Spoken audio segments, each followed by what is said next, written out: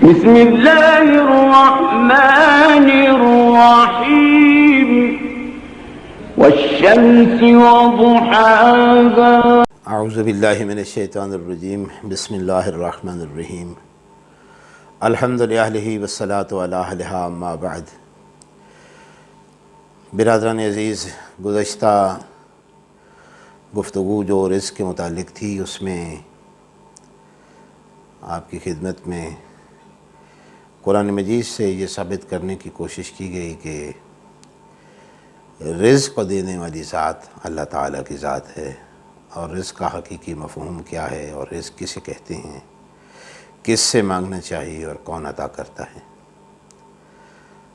تو اس میں ایک واقعہ حضرت موسیٰ علیہ السلام کے متعلق عرض کر رہا تھا، تو کسی تکنیکی خرابی کی وجہ سے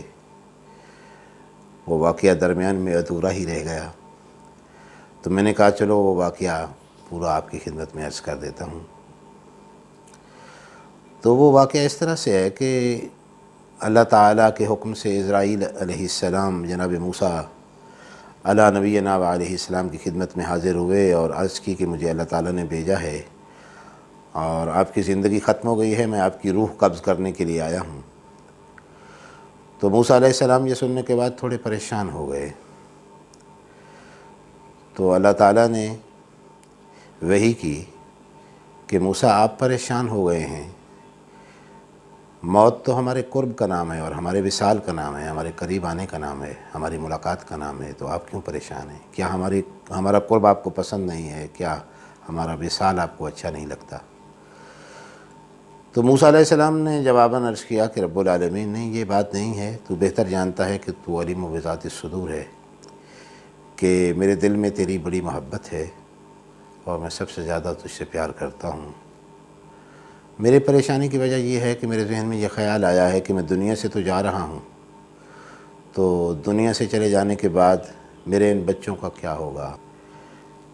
ہو سکتا ہے ان کے بچوں سے مراد ہو سکتا ہے جناب ہارون علیہ السلام کی وفات چونکہ پہلے ہو گئی تھی اور ان کی اولاد مراد ہو، یا موسیٰ علیہ السلام کی ہی کوئی چھوٹی بچی رہی ہو۔ تو انہوں نے جب یہ عرض کی تو ارشاد رب العزت ہوا کہ موسیٰ اچھا تو اپنے بچوں کے متعلق پریشان ہے، ہم تیری زندگی کو تھوڑا سا بڑھا دیتے ہیں، تو اپنا عصا لے کے ذرا دریائے نیل کے کنارے تک آ۔ حضرت موسیٰ علیہ السلام اپنا عصا لے کے جب دریائے نیل کے کنارے پہ پہنچے تو ارشاد رب العزت ہوا کہ اپنے عصا کو اس دریائے نیل کے بہتے پانی پہ مار۔ تو موسیٰ علیہ السلام نے اپنے عصا کو جب پانی پہ مارا تو پانی پھٹ گیا اور دریا کی تہ نظر آنے لگی، اور دریا کی تہ میں جب دیکھا تو ایک سفید رنگ کا پتھر برآمد ہوا۔ تو اللہ تعالیٰ نے ارشاد فرمایا کہ موسیٰ اب اپنے عصا کو اس پتھر پہ مار۔ تو موسیٰ علیہ السلام نے اپنے عصا کو جب اس پتھر پہ مارا تو پتھر شگافتہ ہو گیا، اور اس پتھر کے اندر سے ایک سفید رنگ کا کمزور سا کیڑا برآمد ہوا، اور وہ کیڑا دونوں آنکھوں سے اندھا تھا،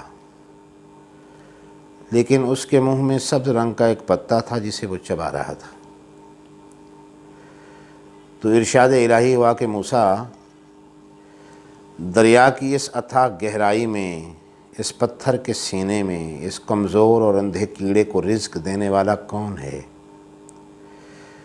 تو موسیٰ علیہ السلام نے عرض کی کہ رب العالمین تو ہے۔ تو فرمایا کہ موسیٰ جب ہم نے دریا کی اس اتھاہ گہرائی میں اور سینہ سنگ میں ایک اندھے اور کمزور کیڑے کو رزق دینا ہم نہیں بھولے،